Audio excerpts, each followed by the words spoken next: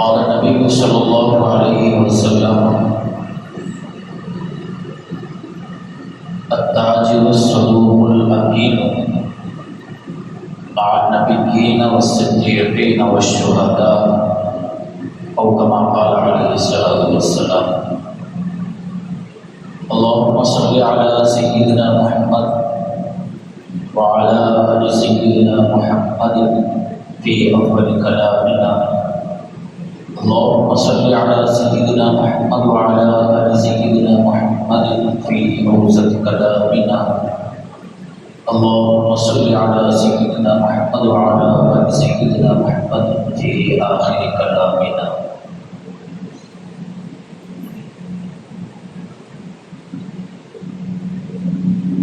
اللہ رب العزت نے مجھے اور آپ کو جو دین عطا فرمایا ہے، جس شریعت پر میں اور آپ چلنے کے پابند ہیں، جس کتاب اور جس نبی کی سنتوں پر ہم عمل کرنے کی کوشش کرتے ہیں، یہ تمام رہبانیت کی اجازت نہیں دیتے. نہ اللہ رہبانیت کی اجازت دیتے ہیں، نہ نبی رہبانیت کی اجازت دیتے ہیں، نہ قرآن دیتا ہے نہ حدیث دیتی ہے. رہبانیت کسے کہتے ہیں؟ رہبانیت دوسرے ادیان میں جو دوسرے مذاہب رہبانیت پر بڑا زور دیا گیا ہے. رہبانیت کا مطلب یہ ہے کہ انسان اپنے جو فطری تقاضے ہیں، انسان کے جو فطری تقاضے ہوتے ہیں، ان تمام تقاضوں کو چھوڑ چھاڑ کر وہ اپنے خدا کے لیے فارغ ہو جائے. انسان کا فطری تقاضا ہے نکاح کرنا، شادی کرنا. انسان کا فطری تقاضا ہے کمانا، تجارت وغیرہ. جتنے بھی فطری تقاضے ہیں، ان تمام کو چھوڑ چھاڑ کر اپنے خدا کے لیے جنگلات میں چلا جانا یا اپنے خدا کے لیے فارغ ہو جانا، اسلام اس کی اجازت نہیں دیتا.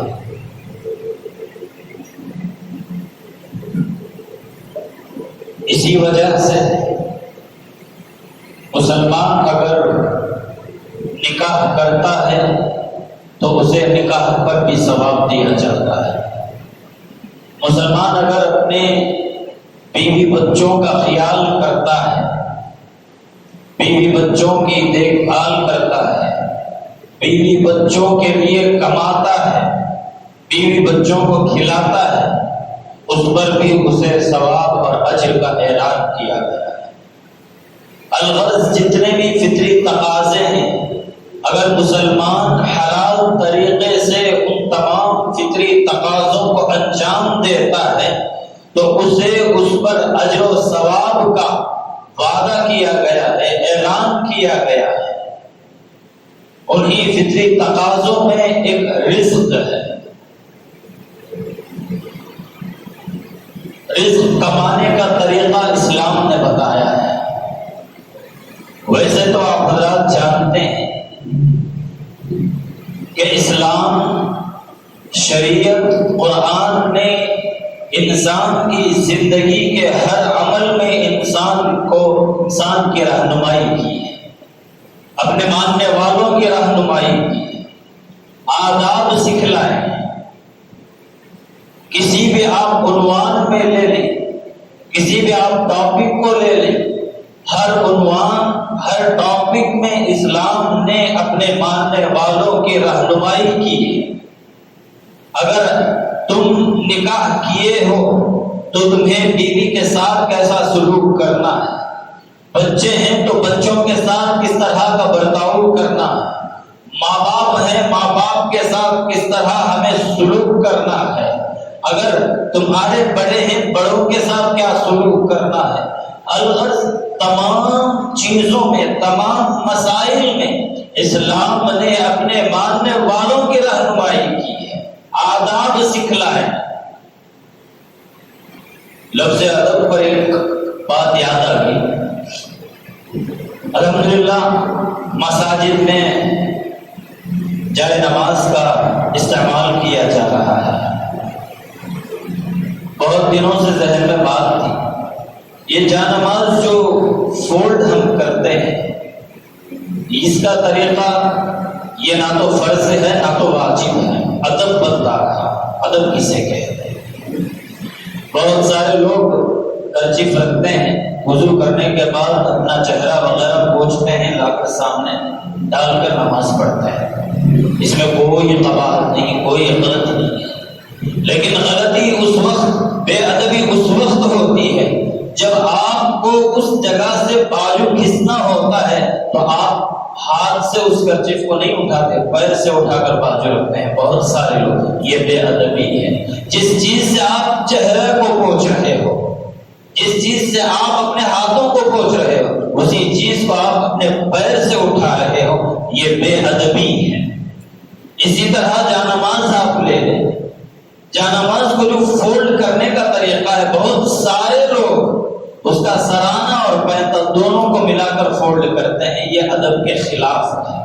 اس طرح فولڈ کریں کہ یا تو دونوں سرے لگ جائیں، لمبا جس طرح فولڈ کرتے ہیں اس طرح فولڈ کریں۔ اور بہت سارے لوگ، بلکہ اس میں خواص کو دیکھنے کو یہ ملا ہے، شاید ذہن وہاں تک نہیں جاتا کہ آپ سجدہ کرنے کی جگہ پر کھڑے ہو جاتے ہیں، سجدہ کرنے کی جگہ پر کھڑے ہو جاتے ہیں، سجدہ کرنے کی جگہ پر آپ پیر رکھ کر گزر جاتے ہیں، یہ ادب کے خلاف ہے۔ ہر چیز کا ایک ادب ہوتا ہے۔ تکیہ جس پر سر رکھا جاتا ہے وہاں پیر رکھنے سے روکا گیا ہے۔ جہاں پر آپ اللہ کی بارگاہ میں سجدہ کر سر رکھ کر سجدہ کرتے ہو، وہاں آپ کو پیر رکھنا کیا یہ ادب ہے؟ بے ادبی شمار کیا جاتا ہے۔ عوام خواص تک کا یہاں خیال نہیں جاتا۔ اور ایک بات اور میں عرض کر دوں، عموماً جانمازوں میں کعبۃ اللہ کی تصویر ہوتی ہے، مدینہ منورہ کی گنبد خضرا کی تصویر ہوتی ہے، بہت اچھی چیز، لیکن پھر بھی سادے جو ہوتے ہیں ان کو استعمال کیا کریں۔ اس کعبۃ اللہ کے جانب تمہیں پیر کرنے سے منع کیا گیا ہے، آج اس کعبۃ اللہ پر پیر رکھ کر کھڑے ہونے کی کون اجازت دے گا؟ اس پر بیٹھنے کی اجازت کون دے گا؟ ان تمام چیزوں کی طرف ہمارا خیال نہیں جاتا، یہ سب بے ادبی میں شمار ہوتے ہیں، ادب کے خلاف ہیں۔ اسلام نے اپنے ماننے والوں کو ادب سکھلایا ہے، طریقہ بتلایا ہے زندگی گزارنے کا۔ ماں باپ بیٹھے ہیں، ماں باپ کے جانب تمہیں پیر کرنے کی اجازت نہیں ہے۔ اساتذہ ہیں، اساتذہ کی جانب پیر کرنے کی اجازت نہیں۔ جس کے سینے میں قرآن ہے، اللہ نے جس کے سینے کو اپنے کلام کے لیے منتخب کیا ہے، بڑوں کو ہم نے دیکھا ہے، بڑوں سے سنا بھی ہے، دیکھا بھی ہے کہ وہ اس حافظ قرآن کی طرف بھی پیر کرنا، پیر پھیلانا بے ادبی شمار کرتے ہیں۔ تو بہرحال اسلام اپنے ماننے والوں کی ہر قدم میں رہنمائی کرتا ہے، رہبانیت کی اجازت نہیں دیتا۔ تم مسلمان ہو، تمہیں نکاح کرنا ہوگا، تمہیں ماں باپ کا خیال کرنا ہوگا، معاشرے میں زندگی گزارنی ہوگی، تمہیں اپنے والدین کے لیے، اپنے بیوی بچوں کے لیے تجارت کرنا ہوگا، کمانا ہوگا، رزق کی تلاش میں نکلنا ہوگا۔ کسی کونے میں بیٹھ کر تم 24 گھنٹے اللہ اللہ کر کے تسبیح پکڑ کر بیٹھ جاؤ اور تمہارے بیوی بچے بھوکے مر رہے ہو، ماں باپ بھوکے مر رہے ہو، اس تسبیح پر بجائے ثواب دیکھیے وہ تسبیح تمہارے پر وبال بن جاتی ہے، وبال بن جاتی ہے۔ تو تجارت بھی بہت بہترین چیز ہے۔ گزشتہ جمعہ میں نے آپ حضرات کے سامنے عرض کیا تھا کہ حضرات انبیاء نے بھی تجارت کا عمل کو اختیار کیا ہے۔ رسول اللہ صلی اللہ علیہ وآلہ وسلم بھی حضرت خدیجۃ الکبریٰ رضی اللہ تعالی عنہا ام المؤمنین کے سامان تجارت کو لے جا کر فروخت کر کر آیا کرتے۔ آقا جب تجارت فرمائے ہیں تو میری اور آپ کی کیا حیثیت ہے؟ تو اسلام تجارت کی آپ کو اجازت دیتا ہے، بلکہ تجارت پر اجر و ثواب کا اعلان کرتا ہے۔ بلکہ یہاں تک آقا نے ارشاد فرمایا التاجر الصدوق الامین، ایماندار، امانت دار، سچا تاجر قیامت کے دن نبیوں کے ساتھ ہو، قیامت کے دن شہداء کے ساتھ ہوگا، قیامت کے دن وہ اللہ والوں کے ساتھ ہوگا۔ تاجر کے متعلق اس طرح کے وعدے کیے جا رہے ہیں، تاجر کے لیے اس طرح کی پیشن گوئیاں، خوشخبریاں سنائی جا رہی ہیں۔ آج تجار، تجارت کرنے والوں کو جب اسلام اتنی بڑی بڑی خوشخبریاں سناتا ہے تو تجارت کرنے والوں کو اسلام یہ بھی بتاتا ہے کہ دیکھو وہ تاجر کامیاب ہے، وہ تاجر نبیوں کے ساتھ ہوگا، شہداء کے ساتھ ہوگا، جس کے اندر سچائی ہوگی، امانت داری ہوگی۔ وہی دوسری تصویر بھی اسلام نے کھینچ کر بتایا ہے کہ وہ تجار، وہ تاجر قیامت کے دن فجار شمار ہوں گے، فاجروں کے ساتھ ان کا حشر ہوگا، جن کے اندر نہ تو صداقت ہوتی ہے نہ تو امانت ہوتی ہے، جھوٹ بول کر جو کماتے ہیں، دھوکہ دے کر جو کماتے ہیں، کیسے بھی ہو سامنے والے کو بہلا پھسلا کر، غلط چیز بتا کر، غلط چیز دے کر جو کماتے ہیں، ان کے متعلق آقا نے اعلان فرما دیا فاجروں کے ساتھ حشر ہوگا، فجار کے ساتھ حشر ہوگا۔ یہ تمام باتیں میں نے گزشتہ جمعہ آپ حضرات کے سامنے عرض کی تھی۔ یہاں پر میں نے رک کر یہ آپ حضرات کو بتایا تھا کہ الحمدللہ ہم میں سے بہت سارے لوگ تجار ہیں، تاجر، تجارت کرتے ہیں، خود کا کاروبار ہے۔ جہاں میں نے آپ کو یہ بتایا کہ جھوٹ بول کر کمانا جائز نہیں، دھوکہ دے کر کمانا جائز نہیں، اس کا فائدہ میں یہ بتانا چاہتا ہوں، جو جھوٹ بولے بغیر سچائی کے ساتھ، امانت داری کے ساتھ کماتا ہے، اگرچہ کہ تھوڑی کمائی کیوں نہ ہو، اللہ رب العزت اس میں برکت عطا فرماتے ہیں۔ اور برکت یہ ایسی چیز ہے، یہ ایسی چیز ہے جس کی وجہ سے اللہ تعالیٰ انسان کی زندگی میں سکون عطا فرماتے ہیں، انسان کی زندگی میں برکتیں ہی برکتیں ہوتی ہیں، انسان کی زندگی میں خوشیاں ہی خوشیاں ہوتی ہیں، غم خوف کہیں اس کی طرف بھٹک کر بھی نہیں دیکھتے۔ ایسا اللہ تعالیٰ انتظام فرماتے ہیں جن کی زندگیوں میں برکتیں ہوتی ہیں۔ کثرت سے کچھ ہونے والا نہیں ہے۔ علماء مثال دیتے ہیں، کتے اور بکری کی مثال دیتے ہیں۔ کتیا جب بچے دیتی ہے تو ایک وقت میں 8-8 10-10 بچے وہ دیتی ہے۔ آپ بکری کو دیکھیں، سال میں ایک مرتبہ دیتی ہے، زیادہ سے زیادہ 3 یا 4 بچے دیتی ہے۔ لیکن کبھی آپ نے کتوں کے ریوڑ کو دیکھا؟ کبھی آپ نے دیکھا کتوں کے ریوڑ کو؟ نہیں، نظر نہیں آتا۔ لیکن بکریوں کے ریوڑ آپ کو دیکھنے کو ملیں گے۔ روزانہ بکرے ذبح ہو رہے ہیں، روزانہ بکروں کو کھایا جا رہا ہے، بکروں کو استعمال کیا جا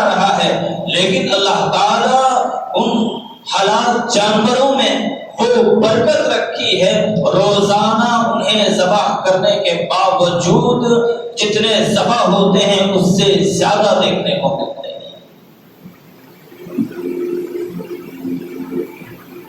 برکت کو سمجھاتے ہوئے اللہ والوں نے، علماء نے یہ بات بتائی ہے، برکت بہت بڑی چیز ہے، کثرت سے کچھ ہونے والا نہیں ہے۔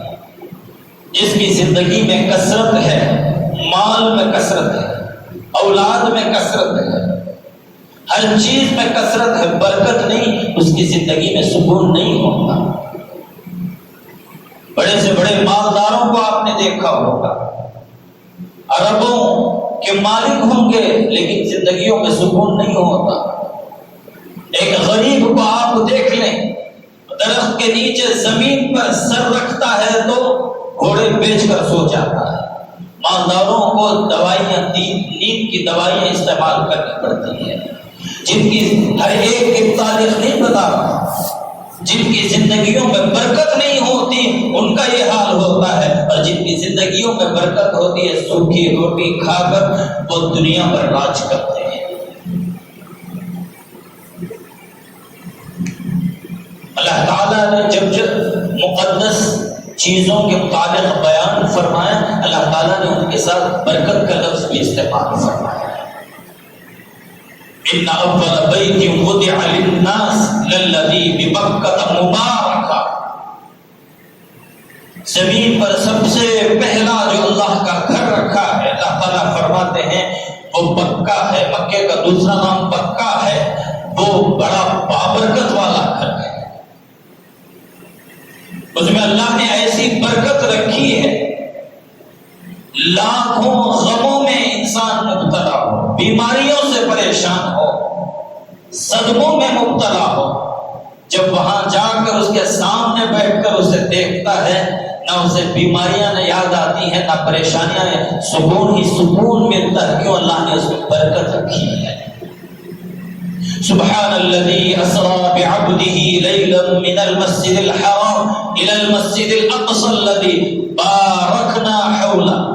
اللہ تعالیٰ فرماتے ہیں کہ جو مسجد اقصی ہے اس کے ارد گرد ہم نے گرد و نواح میں برکت رکھ دی ہے، جس کی وجہ سے آج ظالموں کی نظر ان زمینوں پر لگی ہوئی ہے، جس کی وجہ سے آج مسلمانوں پر ظلم و ستم کے پہاڑ توڑے جائے، صرف ان زمینوں کو حاصل کرنے کا مقصد ہے۔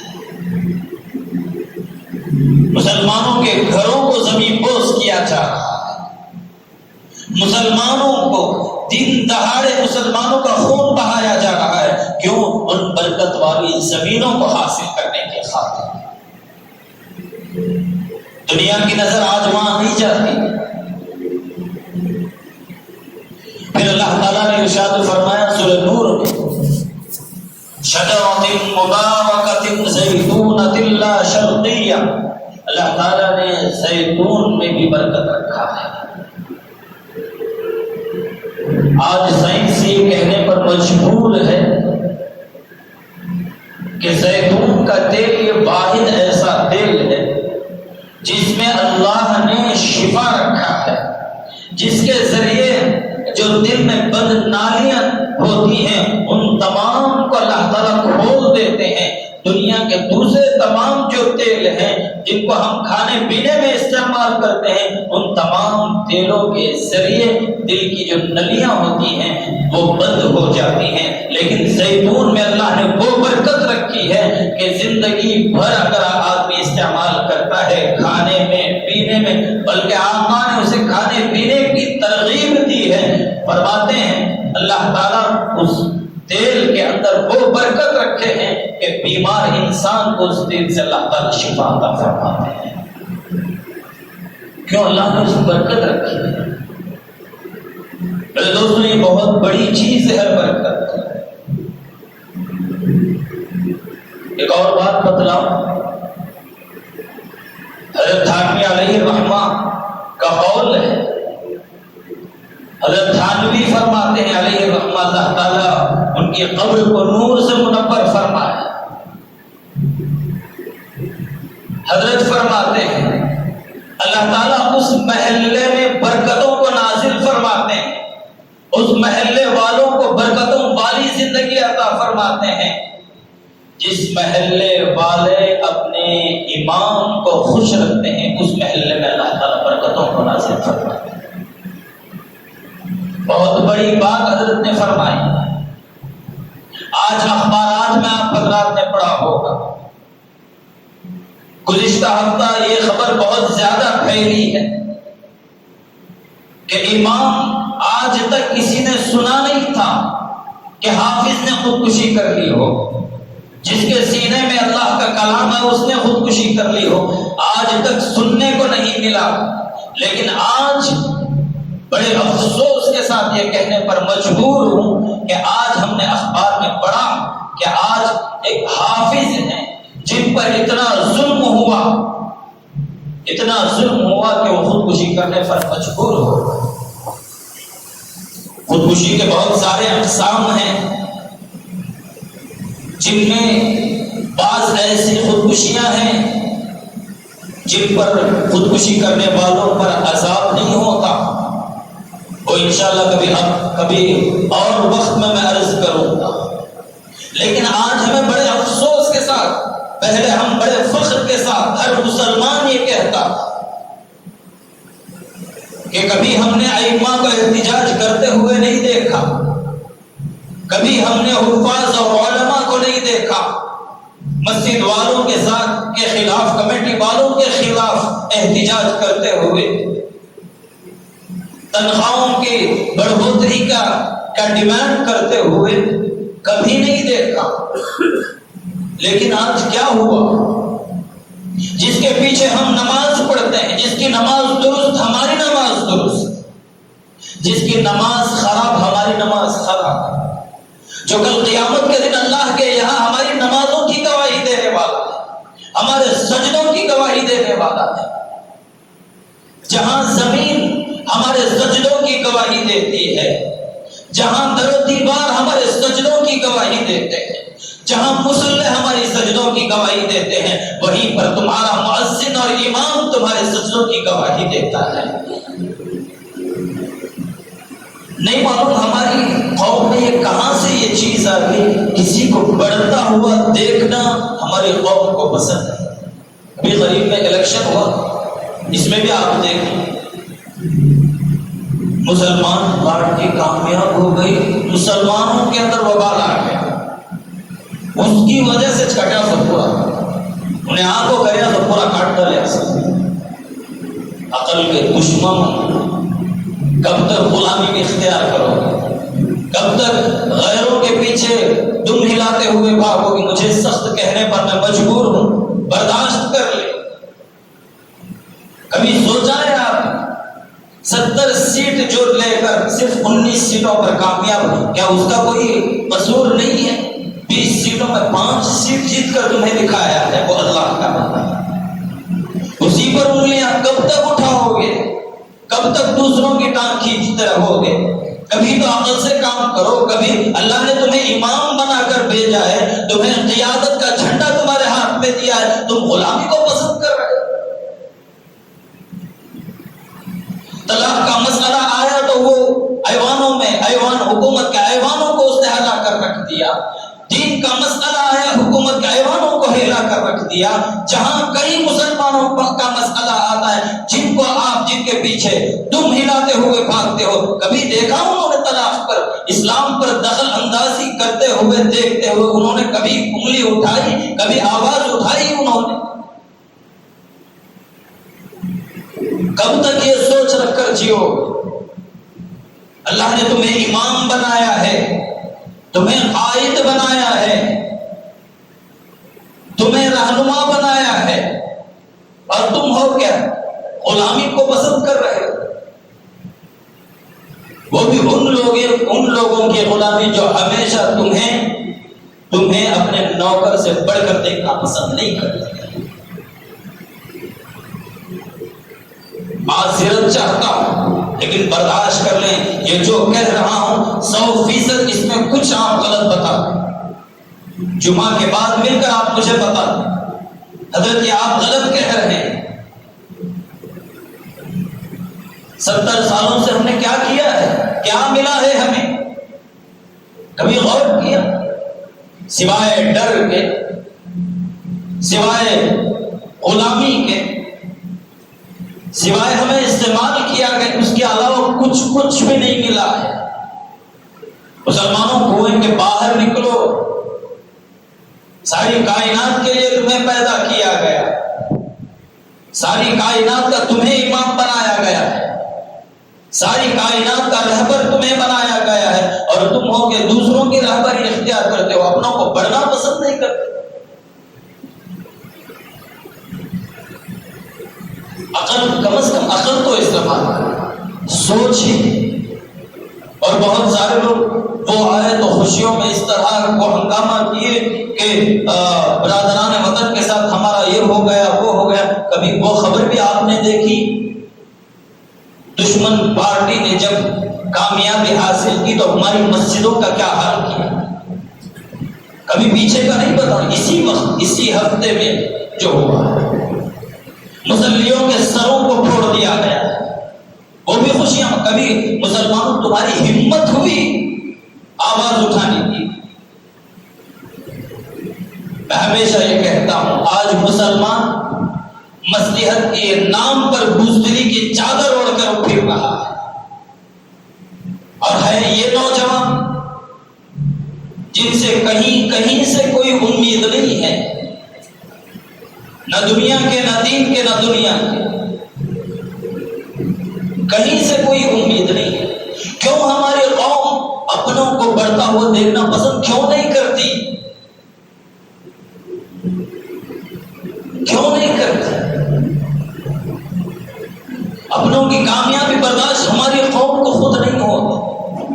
کیا ہماری ذہنیت بنائی گئی ہے یا ہماری ذہنیت بن گئی ہے؟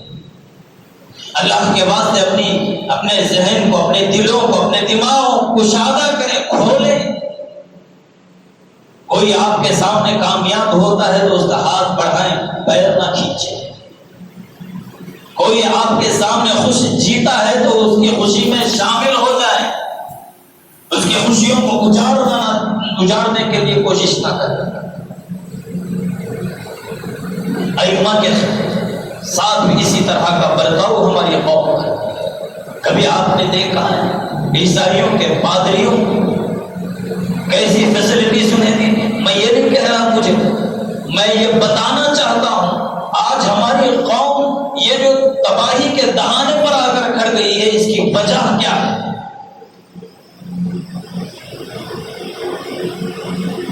کس طرح وہ رکھتے ہیں اپنے پادری، کیا عزت دیتے ہیں؟ کبھی سوچا؟ کم از کم ہماری قوم علم کی اور اللہ اور اس کے رسول کے کلام کی تو کم از کم عزت کر لیتی، خدا کی قسم قوم کامیاب ہو جاتی۔ حضرت عمر کے متعلق ہر بار تقریباً کئی مرتبہ کہہ چکا ہوں، حضرت عمر غلام اگر کوئی آتا فرماتے دیکھو یہ غلام قرآن اچھا پڑھتا ہے، اس کے ساتھ برتاؤ اچھا کرنا ہوگا، قرآن اچھا پڑھنے پر۔ حضرت تھانوی فرماتے ہیں اللہ تعالیٰ اس محلے میں برکتوں کا نزول فرماتے ہیں جس محلے کے امام کو محلے والے ہر طرح سے خوش ہوتے ہیں۔ اس کی وجہ بھی علماء نے لکھی ہے، امام خوش ہے نمازیں درست ہو جائے، امام کسی ذہنی پریشانی میں مبتلا ہے، 4 رکعت کی بجائے 5 رکعت امام صاحب، 2 رکعت کی بجائے 1 رکعت، ذہن منتشر ہے، پریشانیوں میں مبتلا ہے امام۔ بہت پہلے میں نے یہ بات پڑھی تھی لیکن کتاب نہیں مل رہی تھی، بات تو یاد تھی، کتاب کون سی ہے یہ ذہن سے نکل گئی تھی۔ میرے دوستوں یہ برکتوں کا سبب ہے، یہ ذہنیت ہمیں بدلنی ہوگی۔ جب تک ہماری یہ ذہنیت ہے ہم بڑھ نہیں سکتے۔ مجال ہے غیروں کو اپنے پیشوا کے آگے قدم رکھنے کی، مجال نہیں ہے، بلکہ میں یہ بتانا یہ بھی مناسب سمجھتا ہوں۔ غیر ایسے بھی ہیں جو ہمارے جو مسلمان ائمہ علماء ہوتے ہیں ان کے سامنے چپل پہن کر آنا کو بے ادبی سمجھتے ہیں. غیر مسلمان نہیں، غیر. میرے ساتھ خود ہوا ہے. جہاں پر میں عید کی نماز پڑھانے کے لیے جاتا ہوں، وہاں پر چپل چھوڑتا ہے اور آ کر یہاں وہ مسافہ کرتا ہے، پیر پر پڑھنے جاتا ہے. میرے دوستو، یہ ادب ہے. یہ انسان کا ادب نہیں ہے، بلکہ اللہ نے اس کے سینے میں جو کلام رکھا ہے اس کلام کا ادب ہے. کئی مساجد ایسے ہیں، میں کئی جمعہ سے یہ کہنا چاہ رہا تھا لیکن صرف کسی وجہ سے نہیں کہہ رہا تھا، لیکن آج کہوں گا. امام صاحب کار لے لیے بول کر تنخواہ دینے کے لیے پورے ذمہ دار، پورے بل کے پاس ذمہ دار تنخواہ دینے کے لیے تیار نہیں ہے. کیوں؟ امام صاحب کہاں میں پھر بھی زکئی کو بھی تنخواہ. واہ واہ تمہاری زندگی، واہ تمہارا دماغ. امام کیا اپنے کار میں نہیں پھر سکتا؟ کیا امام اچھا کھا نہیں سکتا، پی نہیں سکتا؟ ارے اللہ کے بندو، کچھ تو خوف کھاؤ، کچھ تو اللہ سے ڈرو، کچھ تو اپنی ذہنیت کو بدلو. امام کو روتے ہوئے یہ کہتے ہوئے میں نے سنا، اگر 2 ویلر لینا تھا گاؤں کو جانے کے لیے، بچے ہیں ساتھ میں، جس کی وجہ سے 2 ویلر کے بجائے میں کار لے لیا تھا، جس کی وجہ سے میرے ذمہ دار تنخواہ دینے کے لیے تیار نہیں ہے. اللہ کے یہاں ضرور جواب دینا ہے. تو بہرحال اللہ تعالیٰ ان تمام چیزوں میں برکت کا اعلان فرما رہے ہیں، اور برکت بہت بڑی چیز ہے. یہی تو وجہ ہے اللہ کے نبی علیہ السلام نے تقریباً مسلمانوں کے ہر عمل میں برکت کی دعا کی تعلیم دے رہے ہیں. جب ہم کھانا کھاتے ہیں تو کیا دعا پڑھتے ہیں؟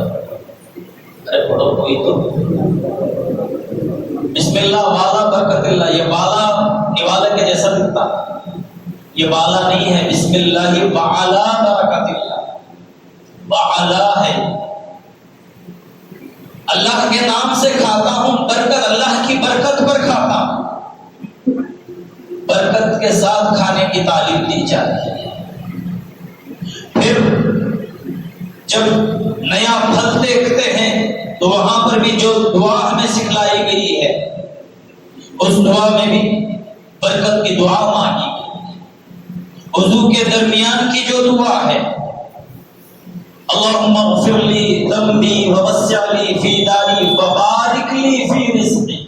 اللہ میرے رزق میں برکت عطا فرما. نکاح جب ہوتا ہے تو نوشا اور میاں بیوی کو جو دعائیں دی جاتی ہیں، کیا دعائیں؟ بارک اللہ لکما وبارک علیکما وجمع بینکما فی خیر. اللہ تم دونوں کو برکت عطا فرمائے، تم دونوں پر برکتوں کا نزول فرمائے، تم دونوں کی زندگیوں میں. اس لیے کہ زندگیوں میں برکتیں ہیں تو زندگیوں میں سکون ہے. زندگیوں میں برکتیں ختم، زندگیوں میں سکون ختم.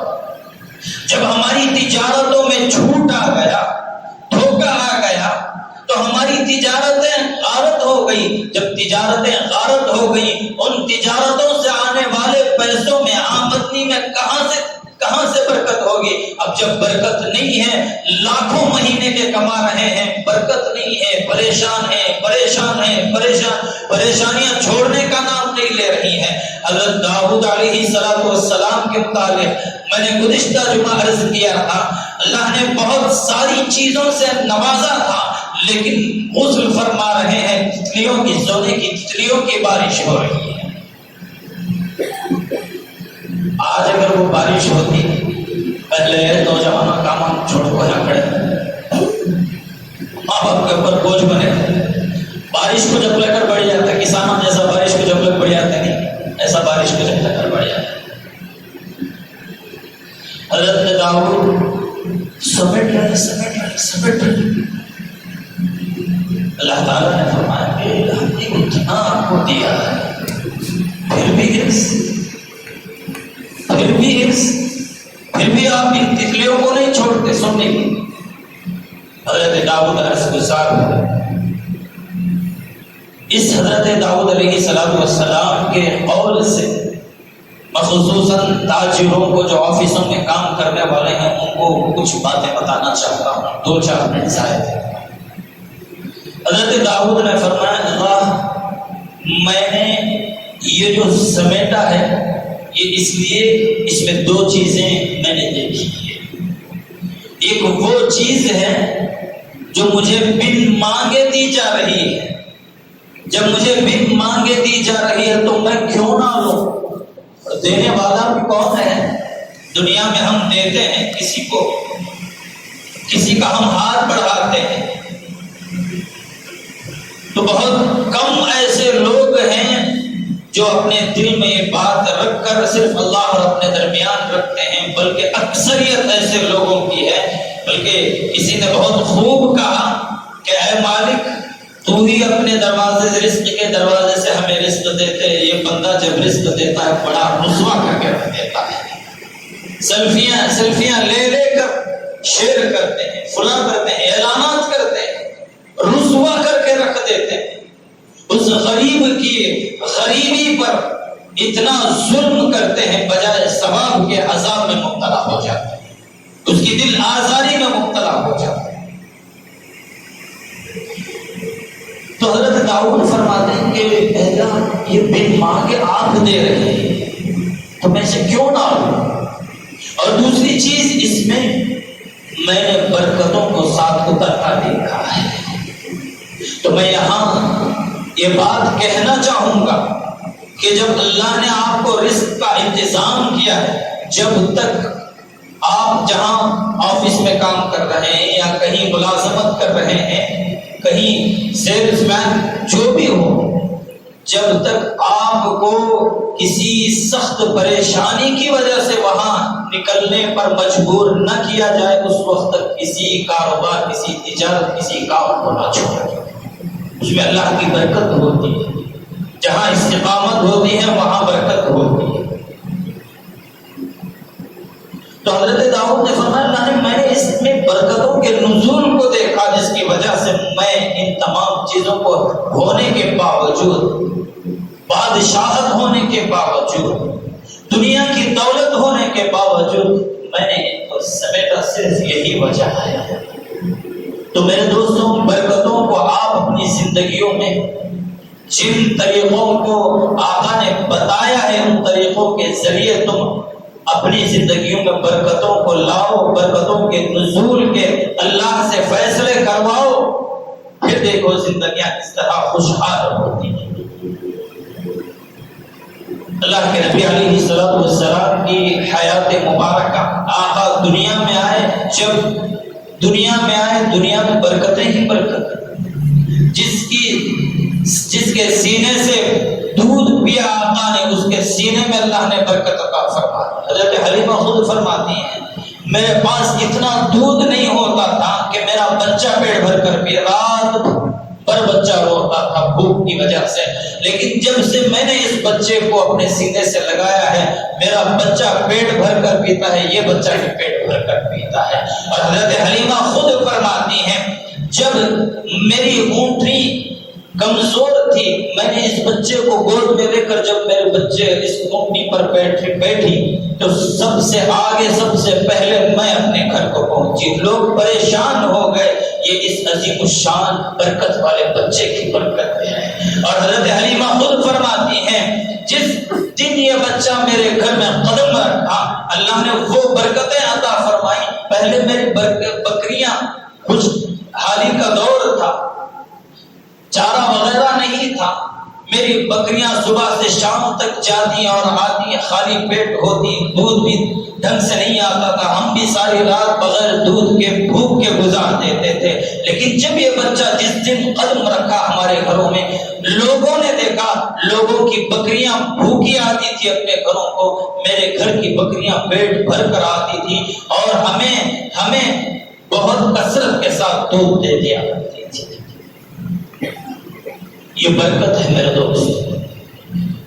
کن چیزوں سے زندگیوں سے برکت ختم ہو جاتی ہے انشاءاللہ میں آئندہ جمعہ عرض کروں گا۔ اللہ تعالیٰ سے دعا فرمائے اللہ تعالیٰ ہم تمام کو عقل سلیم عطا فرمائے، برکتوں والی زندگی نصیب فرمائے۔ اللہ تعالیٰ سوچ سمجھ کر فیصلہ کرنے، بولنے اور سوچ سمجھ کر دوسروں کے متعلق کچھ بولنے سوچنے کی ہمیں توفیق عطا فرمائے، آمین ثم آمین۔ ہمارے قریب کا مدرسہ ہے مدرسہ دارالتوحید، الحمدللہ اس مدرسے کی بڑی خدمات ہیں۔ اس مدرسے کا ایک کیلنڈر ہے جس میں احادیث وغیرہ اور شمسی اور قمری دونوں تاریخ اس میں بتائی گئی ہیں۔ آپ اللہ سے گزارش ہے جاتے ہوئے اس مدرسے کے تعاون کی نیت سے اس کیلنڈر کو خریدتے ہوئے جائے، اس کی قیمت 50 روپے ہے۔ سنت سے